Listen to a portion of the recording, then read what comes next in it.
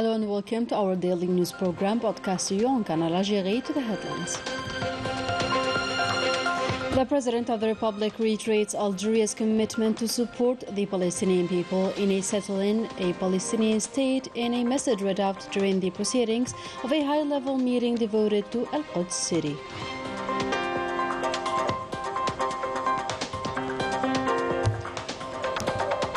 Insulin pens production and cancer medicines are set to be launched starting from next month, according to the pharmaceutical industry minister, while inaugurating Wet Samar unit.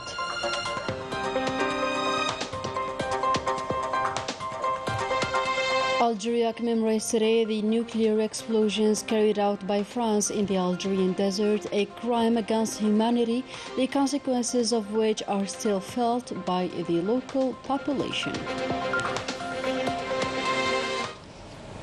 Good evening. Those were the headlines. First, the President of the Republic, current President of the Arab League, reiterated his commitment to step up efforts to defend the occupied Al-Quds against the systematic Zionist repression targeting this city, its people, and its holy places. In an address read out by the Minister of Foreign Affairs during the proceedings of the high-level conference in support of the city of Al-Quds, the President strongly condemned and expressed his absolute rejection to the constant attempts by the Zionist occupation to impose the policy of fait accompli. He also reiterated Algeria's commitment to support the right of the Palestinian people to the establishment of their independent state on the borders of June 4, 1967, with Al-Quds as its capital. Algeria continues its efforts to close the ranks and preserve the Palestinian unity in line with the reconciliation process, which was crowned with the signing of the Algiers Declaration. Taking the floor, the Foreign Affairs Minister Mtala Mamra reiterated Algeria's readiness to keep backing the Palestinian people in quest of freedom and sovereignty. Let's have a listen.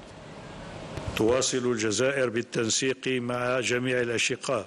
Algeria, and in coordination with the other brother countries, steps its effort to close ranks and consolidate the Palestinian national unity stemming from the Algiers Declaration and their commitment to honor their pledges. Our conviction remains always the same despite the current challenges facing the Palestinian cause. In fact, we are bound to consolidate the Palestinian unity to meet the legitimate Palestinian aspirations for freedom and sovereignty. In a new development, the death toll of the earthquake that hit Turkey and Syria is still increasing, with more than 33,000 deaths and nearly 100,000 people injured in both stricken countries, numbers that may double according to the head of the United Nations. The rescue phase is almost over in the Turkish-affected provinces, while there is no hope of finding survivors in Syria. A few miracle survivors can, of course, be the exception of the rule, such as a child and his mother who were rescued after being buried for 150 hours under the rubble in the Turkish province of Hatay. In a related story, the President of the Council of the Nation, accompanied by the Minister of National Sovereignty, signed on Sunday at the Syrian embassy here in Algiers the condolences register. Salah Goujil then reiterated on the occasion the Algerian support for its Syrian brothers during this painful ordeal. For his part, the Syrian ambassador hailed Algeria's solidarity and its aid for Syria. The study of a formula by the MPs for sending aid kind for the earthquake that hit people in both brotherly countries, Syria and Turkey, topped a consulting meeting chaired by the President of the Assembly, Ibrahim Boughali.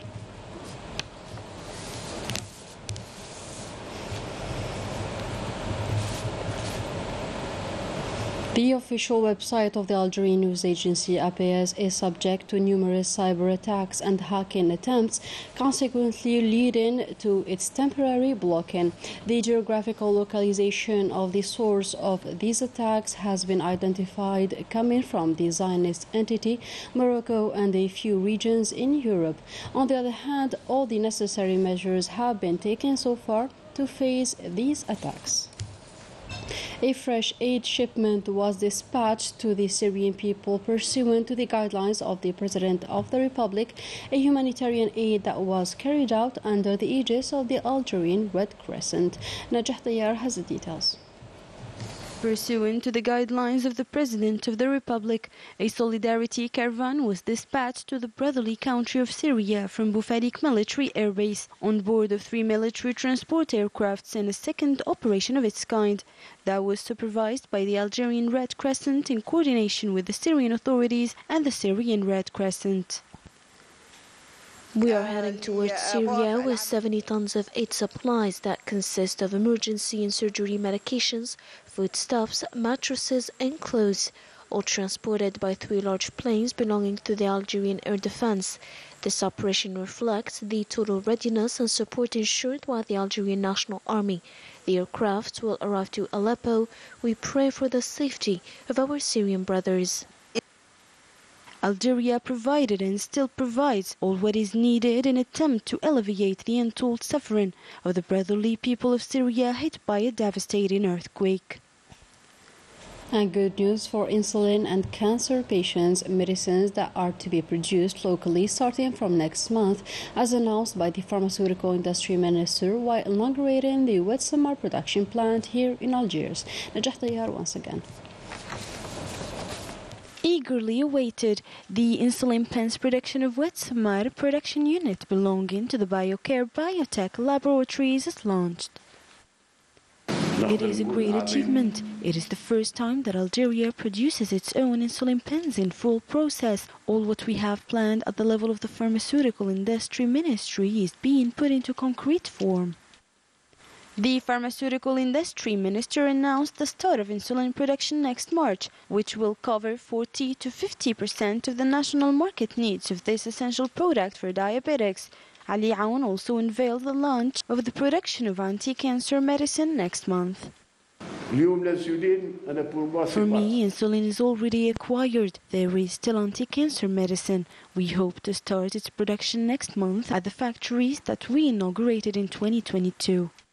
With these important achievements, Algeria will be able in the short and long term to constitute a strategic stock of these essential medicines sufficiently to cover the demand and put an end to the problem of distribution of certain pharmaceutical products and start exporting in the near future.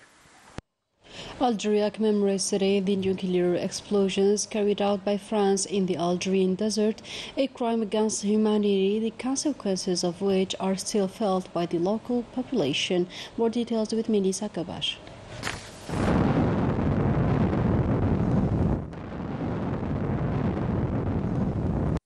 It was around 63 years ago that a terrible operation, even worse than the nuclear explosion of Hiroshima in Japan, hit the Algerian Sahara and led to the death of hundreds of Algerians. February the 13th, 1960, the colonial army launched its first nuclear bomb in again in the Algerian desert, 70 kilotons of plutonium, destroying everything within 300 meters. And with this, starting a long journey of nuclear tests, reaching 60 in total.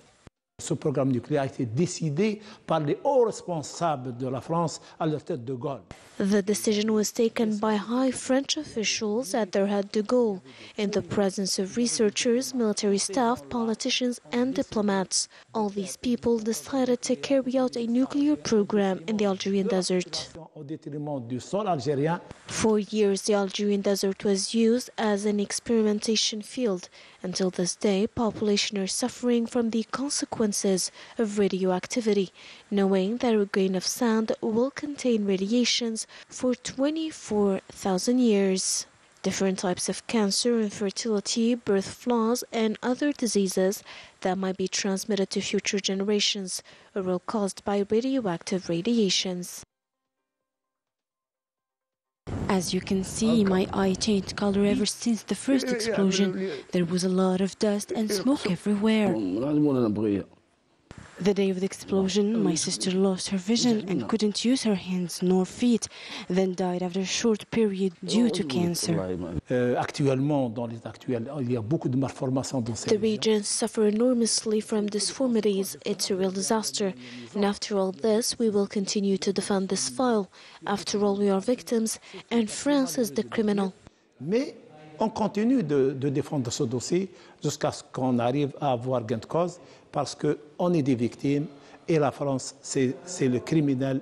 Unfortunately, till this day, France refuses to assume responsibility of its actions or hand over the archives, alongside the topographic maps of nuclear wasteland fields and contaminated areas, so as to avoid the contamination of new victims. On the sidelines of the proceedings of the high-level conference in support of the city of Al-Quds held in Cairo, Egypt, the Minister of Foreign Affairs held discussions with the Secretary-General of the Arab League, Ahmed Abul Ghaid. They tackled the implementation of the decisions of the last Arab summit held in Algiers, particularly those related to the Palestinian cause. Amtala Mamra also met with several of his Arab counterparts, among them the ministers of Tunisia, Kuwait, Sudan, Yemen, and Lebanon, in addition to the State Minister of Qatar, as well as other high-ranking Arab and international officials. In other news, Algeria strongly condemned the terrorist attack that happened last Friday against a detachment of the Nigerian army, which was patrolling the locality of Intagami, southeastern Niger, an attack which caused several deaths and injuries and disappearances. Algeria presented its sincere condolences to the government and people of Niger, wishing the families of the victims compassion and a swift recovery for those injured. Algeria also reiterated to the Republic of Niger its support in the fight against terrorism and called again for the reinforcement of efforts on the regional and international level for the eradication of this abject scourge. Moving on to the Morocco Gate scandal, the European MP Andrea Cozzolino under house arrest this Saturday, and the hearing on of his extradition will be heard on Tuesday.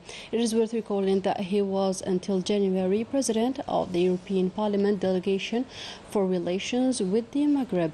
The indictment also of the Belgian MP Mark Tarabella, who is now in custody for corruption, money laundering, and the participation in a criminal organization.